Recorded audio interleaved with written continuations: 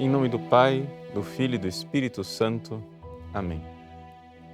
Inspirai, ó Senhor, as nossas ações e ajudai-nos a realizá-las, para que em vós comece e para vós termine. Tudo aquilo que fizermos por Cristo, Senhor nosso. Amém. Santa Maria, Mãe de Deus, rogai por nós. Em nome do Pai, do Filho e do Espírito Santo. Amém. Muito bem, uma alegria estarmos juntos nessa nossa transmissão semanal. E eu gostaria hoje de tratar do tema que infelizmente está virando moda, não é somente moda, é uma verdadeira campanha, não é? Massacrante nos vários meios de comunicação, querendo alardear que é uma coisa boa, é excelente as mulheres pensarem em não ser mãe. Vejam, é interessante que dentro dessas estratégias de empoderamento da mulher e dos direitos reprodutivos sexuais, não é, está também essa realidade de que os meios de comunicação e as várias instâncias de formação de opinião querem colocar, né, que existe um verdadeiro massacre da sociedade. A sociedade está massacrando a mulher porque a sociedade exige da mulher que ela seja mãe.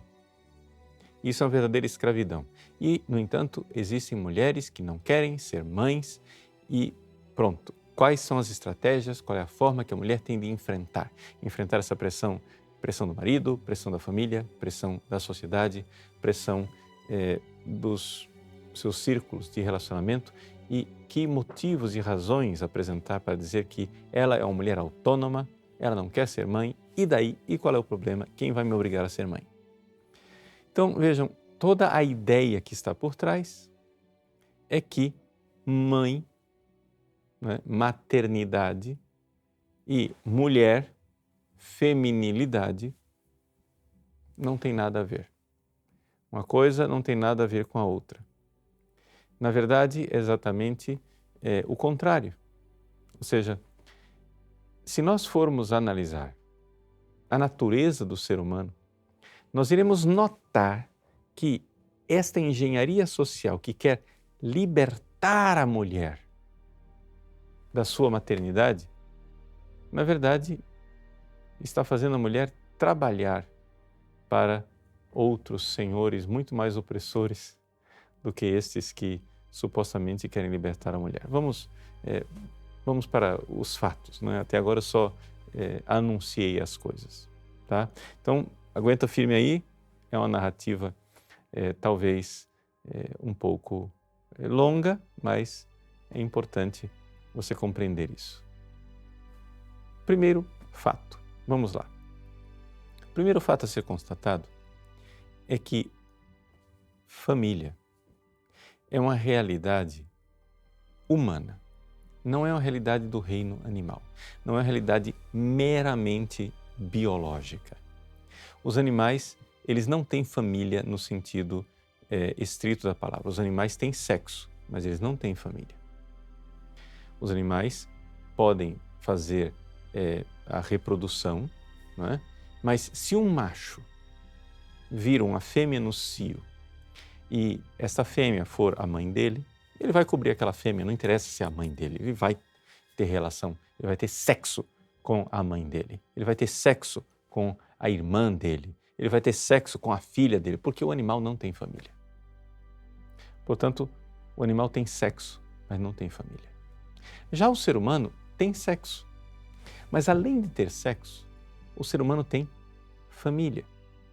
Ou seja, existe algo na natureza do próprio ser humano que exige que ele tenha um suporte, não somente físico, né? Fisiológico, emocional, inicial, mas também espiritual. Veja, nenhum animal leva tanto tempo para se formar, para desabrochar em suas potencialidades, em suas capacidades, quanto o ser humano. Ou seja, um bezerrinho, um cachorrinho, um macaquinho, eles terminam o tempo da amamentação e já começam a sua vida de independência. O ser humano termina o tempo de amamentação e, no entanto, continua extremamente dependente durante anos e anos a fio, né? De tal forma que esta realidade do papel de pai e do papel de mãe junto de uma criança é algo que está no ser humano e faz parte, né, da realidade humana, seja na sua base animal, seja na sua realidade espiritual. E aqui é importante nós notarmos isto. Enquanto análise, né, de animalidade, nós vemos, por exemplo, que biologicamente falando, o cérebro, né, das mulheres e o cérebro dos homens são formados e funcionam de forma bastante distinta. As mulheres, por exemplo, elas, quando são mães, né, elas têm uma capacidade de tentar, de proteger, de aconchego e também de paciência, né, para com aquele pequeno ser indefeso, que é superior à média geral dos homens, não é? Porque a pergunta não é por que é que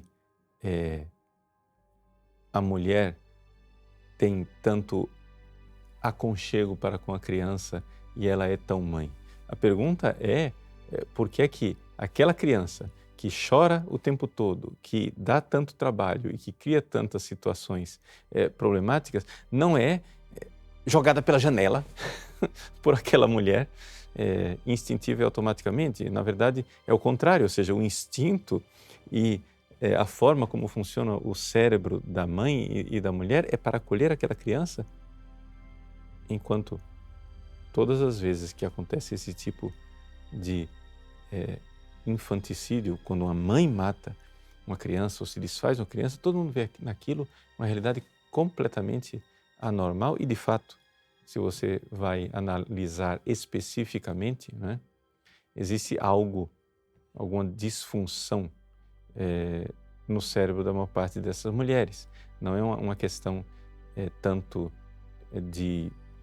somente de virtudes, mas certos aspectos da depressão pós-parto, certos aspectos do puerpério significam uma mudança cerebral em algumas mulheres, uma porção, né, minoritária das mulheres, de tal forma que tem alguma coisa ali que não funcionou, mais ou menos como os psiquiatras analisam algo que não funciona num paciente que está deprimido ou num paciente que tem alguma dificuldade. Existe na amígdala, né, uma parte do cérebro dos seres humanos, existe algo ali que se modifica. Enfim, eu não vou entrar aqui em questões neurológicas, porque não é o meu campo e não é o assunto. Mas o fato é que, se você for olhar cientificamente falando, biologicamente falando, o cérebro de um homem não é idêntico ao cérebro de uma mulher. Por quê?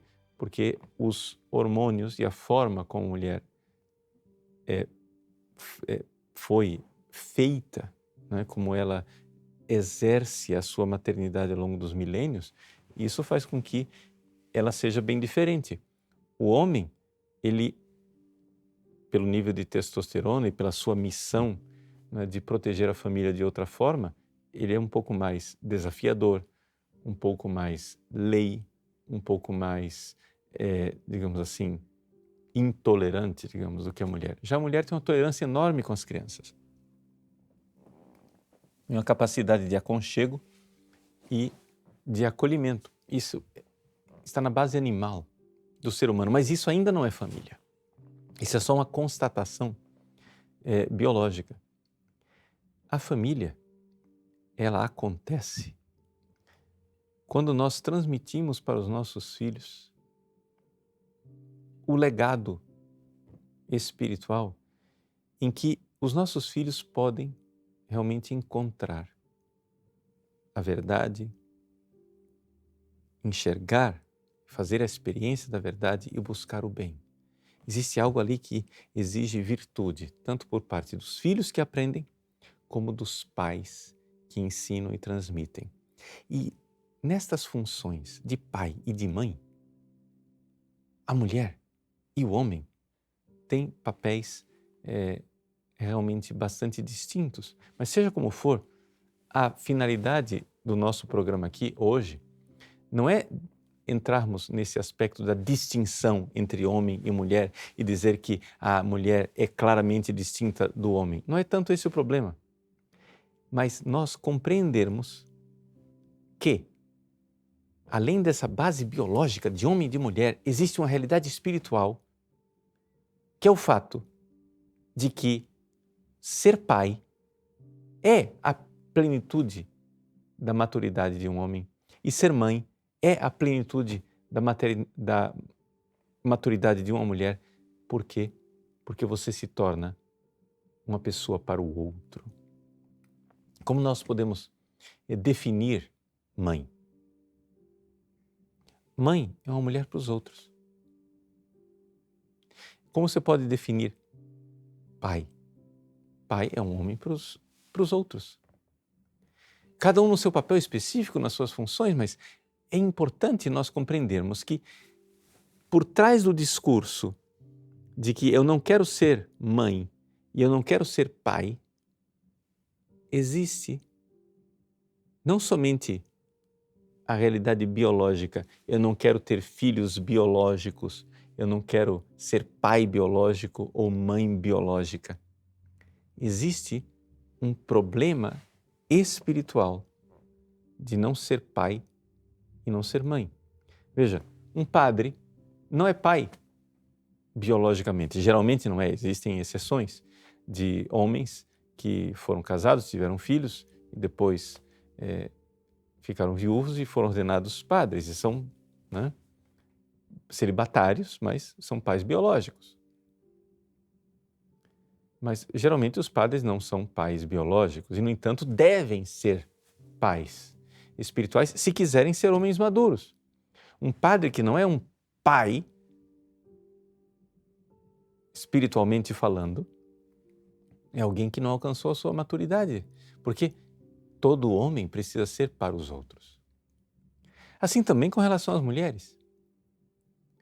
Ou seja, uma mulher, ela é para os outros na sua maturidade, então ela precisa ser mãe. Uma religiosa, como, sei lá eu, Santa Teresinha do Menino Jesus, que nunca foi mãe biológica, no entanto, foi uma mãe espiritual fantástica.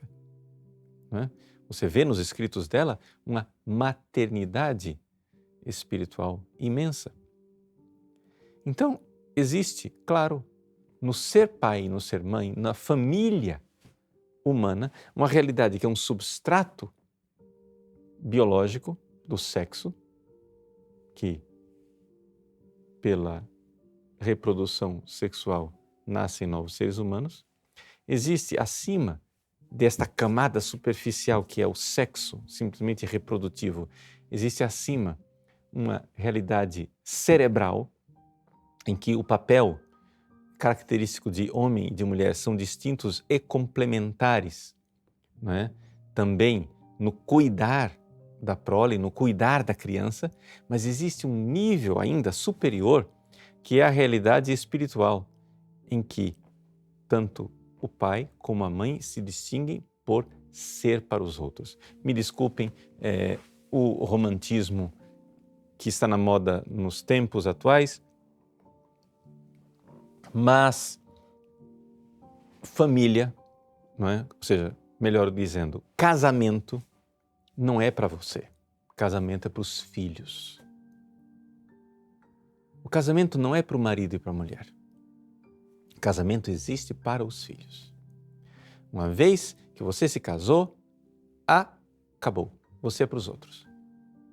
Essa é a realidade que justifica a instituição chamada casamento, porque é evidente, e aqui qualquer um consegue enxergar isto, que famílias onde os papéis complementares de pai e de mãe acontecem são famílias que tendem a ser mais ajustadas. Depois, outra coisa é dizer que pai é este ou que mãe é esta, porque muitas vezes acontece de ser péssimo pai ou péssima mãe. Isso são outros 500. Isso aí já é a realidade da doença da nossa sociedade atual. Mas é importante nós entendermos que existe, né, essa natureza no ser humano. E ela está lá. E se nós não somos capazes de enxergar essa natureza, ou seja, a distinção entre o ser humano e o animal, existe algo profundamente deficitário, complicado, problemático na nossa forma de enxergar o ser humano.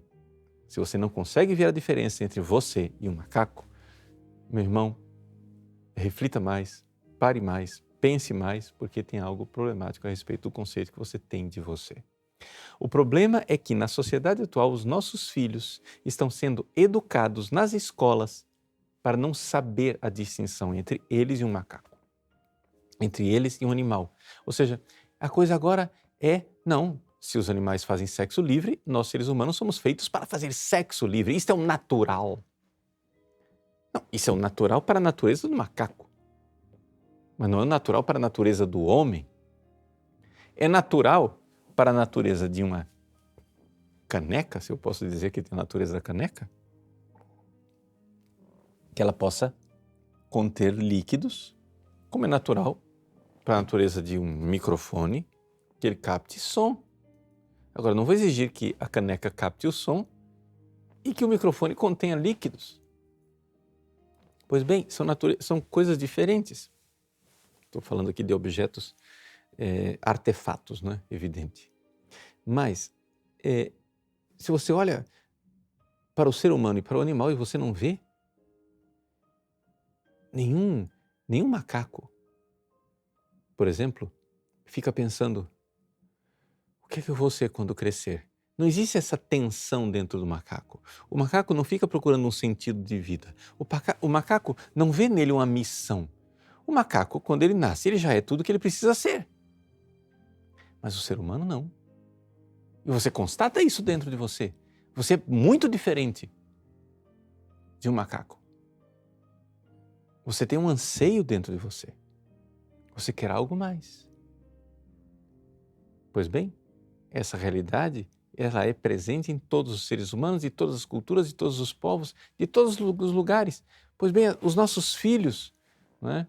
Eles são flores em botão que têm uma missão de um dia desabrochar e ser algo, mas se eles não receberem o acompanhamento e a educação própria que nasce na família, não é? Isso não acontece. Então, se isto está na natureza do filho, tem que haver algo correspondente na natureza do pai e da mãe. Que depois a escola tente ajudar a família, são outros 500, não é? Mas existe algo na natureza da própria família humana. Reflita sobre isso, pense sobre isso, porque isso está no seu ser, não é? Isso está no seu ser. Existe algo de bastante complicado quando você não enxerga que o ser do ouvido é escutar e que um ouvido mou com um ouvido surdo é um ouvido que não está realizando a sua função. Quando você não enxerga que a natureza do olho é enxergar, ver, e os olhos que não enxergam não estão cumprindo a sua função. Não é? Mas os seres humanos parece que não conseguem mais enxergar quais são os papéis naturais de um pai, de uma mãe, que sexo tem a ver com filhos, que é necessário que haja um vínculo permanente. Esse vínculo permanente chama-se matrimônio, que esse vínculo é voltado para os filhos. Nós estamos perdendo a noção da natureza das coisas. Mas, vejam só, isto nós sabíamos. Mas parece que estamos esquecendo. Mas estamos esquecendo por quê? Porque, assim, essa visão de família, do papel da complementariedade entre homem e mulher, é uma coisa, assim, de uma visão medieval, cristã. Não. Isso está em todos os povos, em todos os tempos, em todas as culturas. E se você for olhar a história da humanidade, de todos os lugares, de todas as culturas, de todos os tempos, só existe um único fenômeno que contraria isto. É a sociedade ocidental nos últimos 50 anos. Somos nós que estamos contrariando uma história de milhões de anos. E de onde vem isso? Ah, não, são os tempos modernos que estão caminhando. Não, não são os tempos modernos. Isso é artificial. Você, mulher, que está com medo de ser mãe, saiba, é possível que você esteja sendo manipulada. Pode ser que você, né, não note isso, mas a manipulação social, ela acontece e ela é real. De onde vem essa coisa da manipulação social? Bom, eu gostaria de apresentar algumas notas de rodapé, ou seja, colocar alguns livros para que você entenda porque é que você, mulher, está sendo educada e manipulada socialmente para ter medo daquilo que é a sua própria natureza de mãe, como a natureza de um homem é a natureza de um pai. Por que é que você tem medo de você? Por que é que a mulher agora tem medo da feminilidade e o homem também tem medo da masculinidade? De onde vem, não é, essa maluquice toda? Bom, vejam, no início do século XX, a Fundação Rockefeller, não a Fundação Rockefeller, a família Rockefeller, começou a investir no estudo de sociologia, em um fundo, uma espécie de caridade intelectual, em que eles começaram a investir no estudo da sociologia através do Laura Spelman Fund. Através desses estudos sociológicos, surgiu um certo gênio da sociologia, um senhor chamado Kingsley Davis. O Kingsley Davis, ele trabalhou durante algum tempo numa teoria chamada teoria da transição populacional. O que quer dizer essa teoria? Acontece o seguinte, nós precisamos aqui, eles colocaram na cabeça que deviam controlar a população do mundo. Mas eles notaram que para controlar a população do mundo era necessário que nós compreendêssemos como funciona isso. Como é que acontece que em alguns períodos da história a população aumenta, em outros períodos da história a população diminui. E começaram a ver que para você mudar a quantidade de filhos que nascem, é necessário fazer mudanças sociológicas, mudanças sociais. Então, através desses estudos, o Kingsley Davis publicou em 1967, na revista Science, um artigo chamado Population Policy, Will Current Programs Succeed? Um resumo desse artigo está em português, sendo colocado aí pela nossa equipe, num PDF para que você possa ter acesso às palavras do próprio Kingsley Davis. Políticas populacionais, se os programas atuais irão ter sucesso. Ou seja, aqui é um sociólogo que está criticando toda a política daquilo que estava fazendo até então o Conselho Populacional dos Rockefeller, que estava fazendo o USAID, a agência de auxílio internacional do próprio governo americano, e ele aqui faz uma crítica feroz, né, àquilo que a ONU, os Estados Unidos e as próprias fundações internacionais estavam fazendo até então, até 1967. Ou seja, estava todo mundo tentando fazer com que as pessoas parassem de ter filhos. Como? Através de pílulas, através de dispositivo intrauterino, através de aborto e companhia limitada. O Kingsley Davis diz, vocês são loucos, isso não vai funcionar nunca. Você coloca um DIU no útero de uma mulher, no dia que ela quiser ter filho, ela tira o DIU e vai ter filhos. Só tem uma única maneira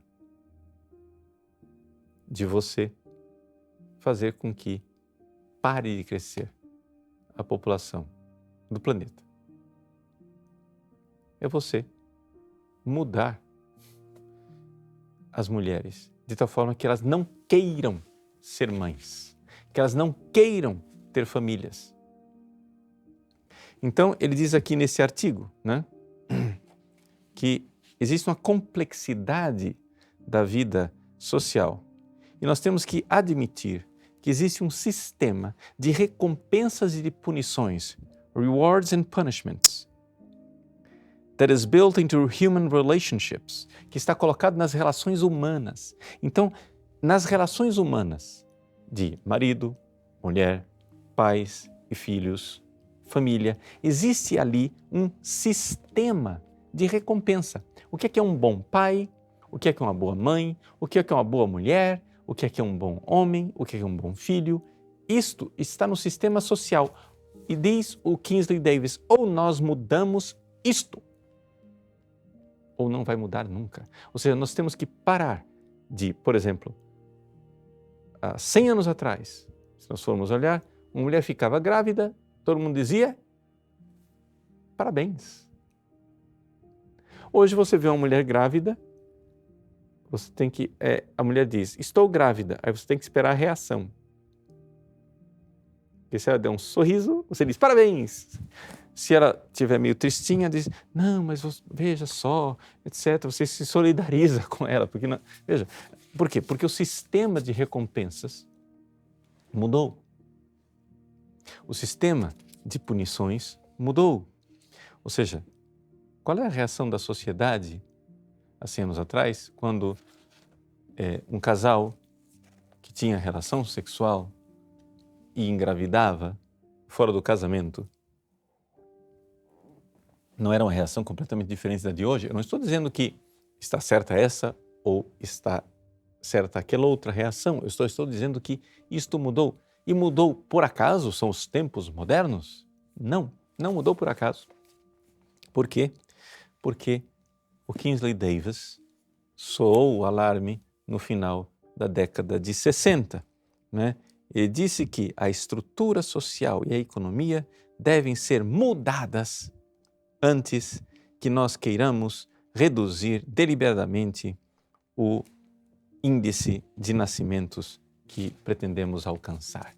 É necessário mudar a estrutura social. Houve uma reação enorme contra o Kingsley Davis no início. Eu estou fazendo de uma longa história, uma história curta, até que finalmente, na década de 70, uma aluna do Kingsley Davis, chamada Adrienne Germain, convenceu o Rockefeller que o Davis tinha razão. Nós tínhamos que mudar a mentalidade da mulher. Era necessário fazer uma engenharia social para mudar, não é? A forma da mulher se ver, se encarar. Então, isso daí foi sendo colocado, não é? Aos poucos. Existe o famoso relatório da Fundação Ford, que vocês têm aí o acesso do PDF, a nossa equipe está colocando para vocês também. Um relatório da Fundação Ford que mostra, na década de 90, veja, nós estamos o Kingsley Davis em 67, na década de 90, as fundações já entenderam, é necessário mudar a forma de a mulher se relacionar com o homem, é necessário mudar a forma da mulher se enxergar a si mesma, mudar o sistema de recompensas e de punições para que as mulheres não queiram ter filhos. Isso daí terminou indo para a Conferência de Pequim, entrou toda a questão de gênero, que é uma outra questão mais complexa, mas nós não iremos tratar aqui, e é o que nós temos hoje. Ou seja, hoje, todo este coro da mídia de dizer que a mulher tem o direito de decidir de não ser mãe e que a mulher moderna pode decidir não ser mãe, isto não é um espontaneísmo, isso não é uma coisa assim que de repente todas as emissoras de TV e todos os jornais começaram a publicar artigos assim, brotando do nada, todo mundo falando da mesma coisa ao mesmo tempo. Essas coisas não brotam do nada, gente. Ou você ainda acredita em Papai Noel? Essas coisas tá aí, não é? Toda a realidade de querer libertar a mulher da sua estrutura feminina biológica. Como que as fundações fizeram isso? Bom, eles encontraram os teóricos marxistas e pseudo-marxistas, ou então desconstrucionistas, etc., numa longa evolução, só para você saber que tem bastante bibliografia para isso, né? Na época em que o Davis estava brigando com as fundações e com a ONU, as marxistas, as mulheres marxistas já tinham descoberto a forma de libertar a mulher, não é, da biologia. É o que diz a nossa ilustre e famosa Shulamith Firestone no Dialectic of Sex, Dialética do Sexo, não é, de forma mais crua e revolucionária, ou de forma um pouquinho mais, só um pouquinho mais acadêmica, a Kate Millett no seu Sexual Politics. São abordagens marxistas e quando as fundações começaram, não é, a notar que aquilo que eles queriam fazer, os marxistas já estavam fazendo, foram incrementando os estudos. A partir, né, de uma série de evoluções de pensamento que partiram dessa coisa marxista, passando pelo desconstrucionismo, não é? E pela análise do tipo de análise do Michel Foucault, surgiu o fenômeno mais recente da Judith Butler, os problemas de gênero, ou a abordagem mais recente ainda, que Butler já vai sendo superada, da Joan Scott, né, a respeito de gênero e história. Eu estou dando só essa bibliografia aqui para vocês entenderem que eu estou fazendo de uma longuíssima história, uma história curta. Vamos resumir. Por alguma razão, que nós iremos revelar daqui a pouco, houve uma necessidade por parte das fundações e do poder financeiro de limitar a população mundial. Como fazer isto? Tentaram várias coisas, aborto, DIU, anticoncepcional, etc., até que, finalmente, Kingsley Davis soou o alarme e disse: nada disso vai funcionar, vocês precisam mudar a estrutura da sociedade. Bom, dizer e fazer, qual é o meio que nós vamos usar para mudar a estrutura da sociedade? Foi-se estudando e se encontrou que um meio que fazia com que as mulheres realmente mudassem era a mentalidade marxista. Essa mentalidade marxista, ela teve várias mutações históricas que, de certa forma, continuam marxistas, mas não tão claramente marxistas assim, nas análises de Michel Foucault, no desconstrucionismo de Derrida, que foram depois terminar na Judith Butler. Não é? Essa é a longa história de elaboração intelectual de como é que nós vamos fazer para que as mulheres mudem o seu relacionamento dentro da família. Então nós temos o sistema das fundações e o sistema financeiro que quer mudar as mulheres. O instrumento, podemos usar os marxistas. Pode parecer estranho, mas é exatamente isso que geralmente acontece. Ou seja, os marxistas acham que estão libertando as mulheres. Na verdade, estão escravizando as mulheres. As necessidades do sistema financeiro. Como isso acontece? Bom, isso está acontecendo da seguinte maneira.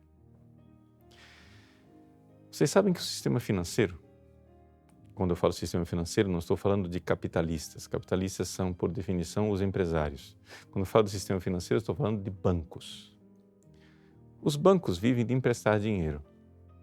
Mas para que o banco ganhe dinheiro, ele precisa emprestar dinheiro para as pessoas. Mas, de repente, os bancos viram que metade da população mundial não queria emprestar dinheiro. Essa metade da população mundial chama-se mulher. As mulheres queriam ficar em casa, ter filhos e ter suas famílias. Então surge toda esta realidade de que nós precisamos fazer com que as mulheres desejem ter menos filhos para que possam estar livres para trabalhar. Trabalhar para quem? Para nós, sistema financeiro. Mas isso fica muito chato, né? Eu não vou chegar e dizer para a mulher, mulher, deixe de ter filhos e venha trabalhar para nós. Nenhuma mulher vai fazer isso. Precisamos de um instrumento. Nós precisamos convencê-las de que lá na família ela é oprimida e que trabalhando 12 horas por dia numa carreira para ela ser uma mulher com pós-doutorado, com um super salário, com uma mega carreira empresarial, ela será libertada do fogão e das panelas para trabalhar o tempo todo para nós. Sistema financeiro. O que em última análise, fazem as mulheres.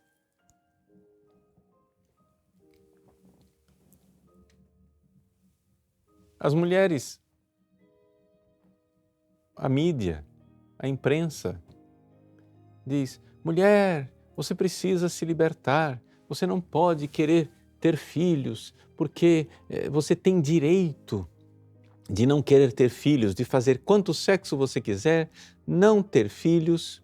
Aliás, nota de rodapé. Inclusive, isso é uma boa premissa para quem quer legalizar o aborto, não é verdade?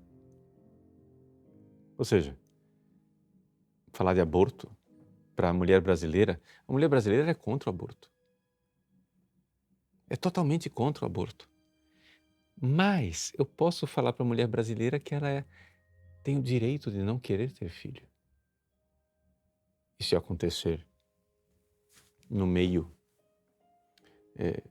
do percurso um acidente, uma gravidez acidental, o aborto é uma boa solução. Não é que você goste do aborto. Ninguém gosta do aborto, né? Mas o aborto seria uma solução para uma mulher que não pode ter aquele filho naquele momento, porque afinal o doutorado dela, a carreira dela. Então pronto, está aí. Vamos legalizar o aborto para que as mulheres, não é, possam ficar mais livres dos filhos? Fecha a nota de rodapé. O assunto aqui não é aborto. Voltemos ao assunto que estamos falando. Quando você coloca na cabeça da mulher que ela está sendo oprimida na família e que ela vai se realizar numa carreira, aqui nós estamos diante de um problema. Por quê? Porque temos dois problemas.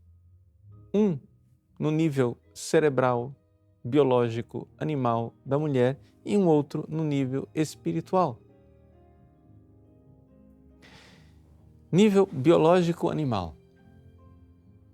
É estatístico que um número enorme de mulheres que passaram suas vidas buscando uma carreira, uma ascensão social, doutorado, sucesso, não é? No mundo da competitividade, chegam a um certo ponto. Elas foram feitas para ser mãe, sentem um vazio. E aquelas mulheres decididas que não queriam ter filho de jeito nenhum, na hora em que o vazio se apresenta, veem que o seu tempo de fecundidade passou. Isso é uma coisa que se constata com muita frequência.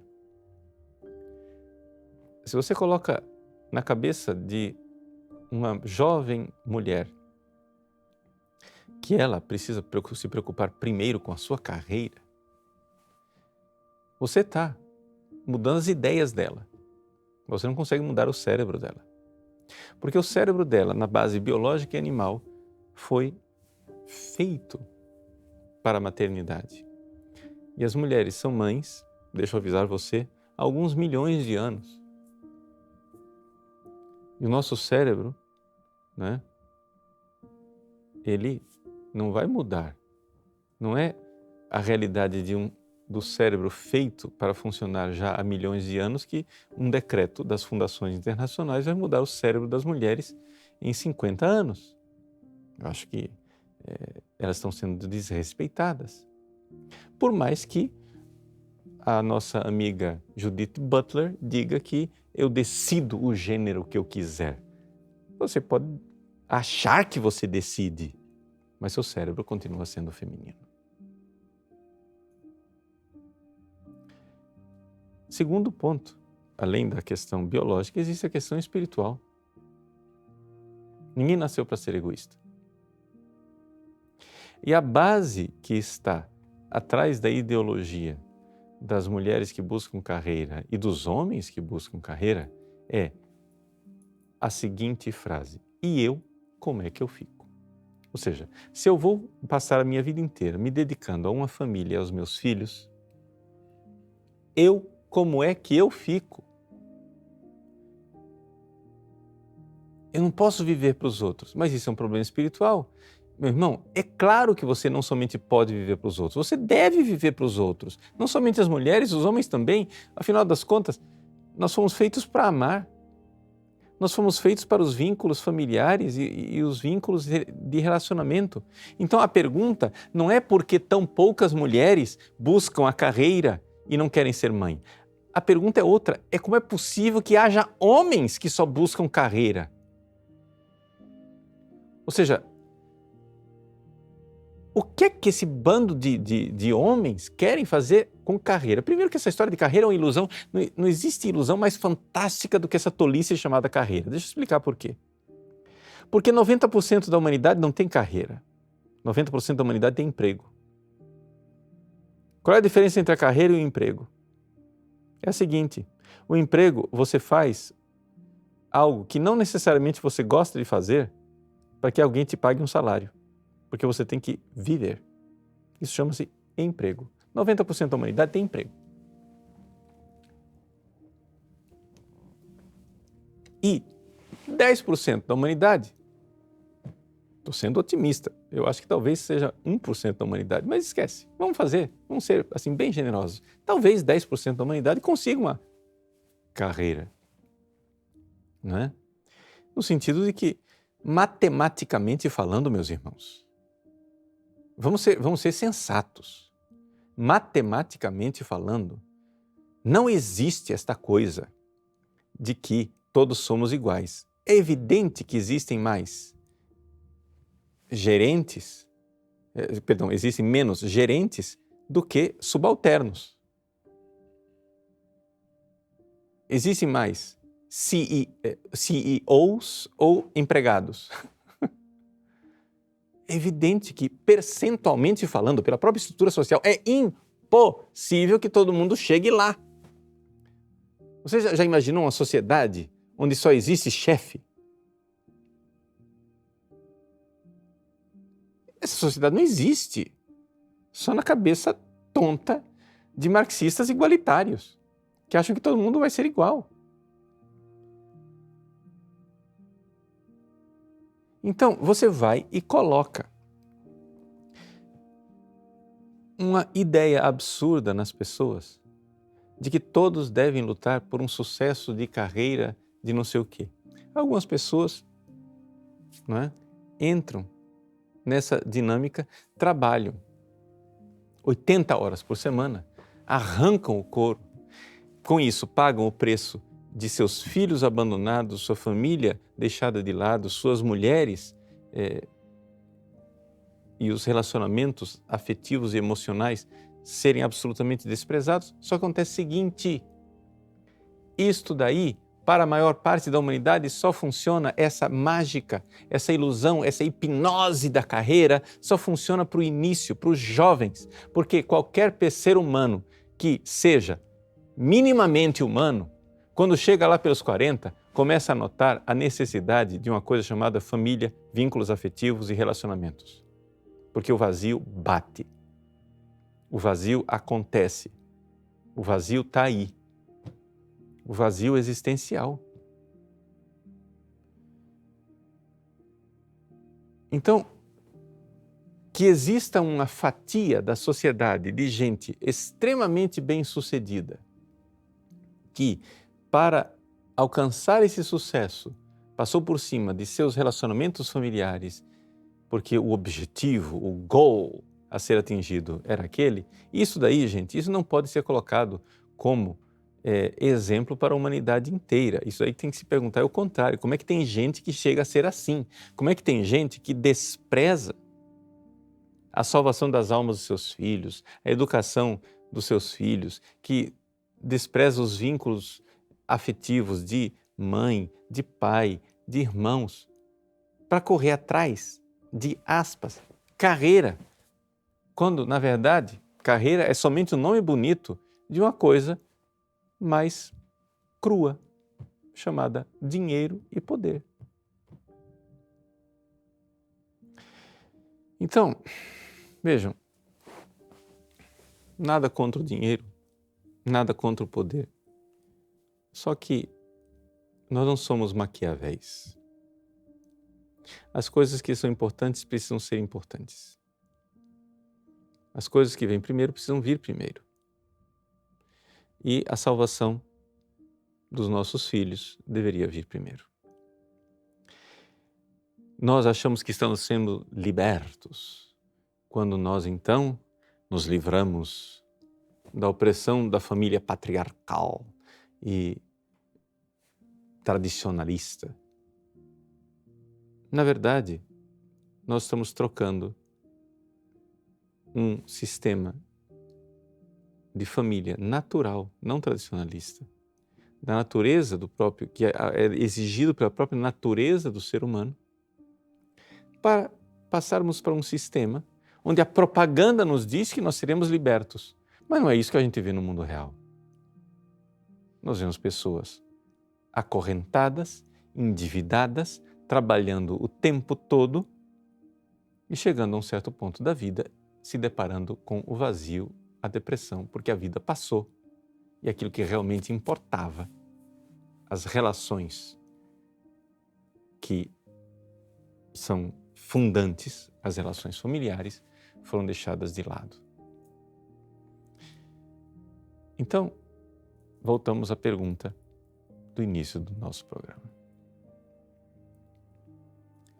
Uma mulher que diz, eu não quero ser mãe, ela está verdadeiramente se libertando ou ela está simplesmente abandonando aquilo que é a sua vocação biológica e espiritual de maternidade e trocando isto para uma servidão e uma escravidão de um sistema financeiro onde a nossa sociedade atual, o que ela faz é simplesmente ficar absurdamente hipnotizada, né, por dinheiro, por prazer, por poder, para servir a esses senhores. Vejam, está todo mundo endividado, todo mundo que quer fazer carreira, né? Todo mundo que quer subir na vida, a primeira coisa que faz é uma dívida no banco. A começar pela dívida universitária. Aí depois você pega outra dívida para fazer mestrado, depois outra dívida para fazer doutorado. Aí quando você arranja, vamos supor que você seja desta fatia da elite que consegue uma super posição de CEO numa multinacional depois do seu pós-doutorado. Uau, você conseguiu! Aí você vai e pega um empréstimo para pagar a sua casa, outro empréstimo para pagar o seu carro, outro empréstimo para comprar joias, para ir para viajar não sei para onde, para as Bahamas, para Cancún, etc, etc. E quando você finalmente é visitado pelo tédio e você quer, aspas, aproveitar a vida, você vê que sua vida está vazia, porque você não tem família. Você viveu atrás do e eu, como é que eu fico? Nós não fomos feitos para isso. Nós fomos feitos para amar. Os animais não amam, por isso eles não têm família. Nós somos capazes, nós seres humanos somos capazes de nos sacrificar pelos outros. Nós seres humanos somos capazes de nos doar. E, portanto, um ser humano que antes era flor em botão e desabrochou é um ser humano para os outros. Quando esse ser humano para os outros é uma mulher, o nome disto é mãe. Quando um ser humano para os outros é um homem, o nome disso é pai. E ali nós temos a realidade, o núcleo fundamental de uma família. A maior parte das pessoas é chamada a constituir isso numa família biológica. E a família biológica exige o vínculo matrimonial, constância, fidelidade pelo cônjuge e pelo futuro dos filhos. Algumas pessoas não são chamadas para o vínculo matrimonial, são chamadas para o celibato e para a castidade. E vivendo a pureza e a castidade, devem ser pai e devem ser mãe, ser homem para os outros, mulher para os outros, de uma outra forma. Mas ali nós temos também uma realidade de família. Este é o projeto básico e fundamental para todos nós. Não existe nenhuma libertação em nós nos comportarmos como animais que não são capazes de amar e ludibriados e hipnotizados pelo egoísmo do e eu como é que eu fico, terminarmos escravos de um sistema financeiro que não está se importando com você. Está se importando com o lucro que ele vai obter de você, trabalhando para eles. Então, vamos lá. Vamos voltar à nossa vocação primeira. Vamos voltar à vocação do amor. Não existe opressão nenhuma em amar. O amor é uma das coisas que torna a pessoa mais livre. A opressão está no egoísmo. A escravidão está em você só olhar para o próprio umbigo. E é isto que torna as pessoas vazias, deprimidas, tristes e entediadas. Então voltemos à nossa vocação primeira. Nós somos chamados a ser família aqui na Terra, porque um dia seremos famílias lá no céu. Que Deus abençoe você, que você alcance a sua vocação de família, seja você homem, seja mulher, seja pai, seja mãe, que você realmente viva para amar. Hoje nós estamos no dia de São Gregório Magno e um amigo que tem uma relíquia, Exócibus de São Gregório, nos trouxe essa relíquia. Eu gostaria então de concluir esse programa dando a bênção para todas as famílias, principalmente para as mães, a respeito das quais nós tratamos no programa de hoje. Você que é mulher, seja mulher para os outros. Você que é homem, seja um homem para os outros. O Senhor esteja convosco, Ele está no meio de nós. Pela intercessão de São Gregório Magno, da Virgem Santíssima e todos os nossos santos de devoção, abençoe-vos o Deus Todo-Poderoso, Pai, Filho e Espírito Santo. Amém.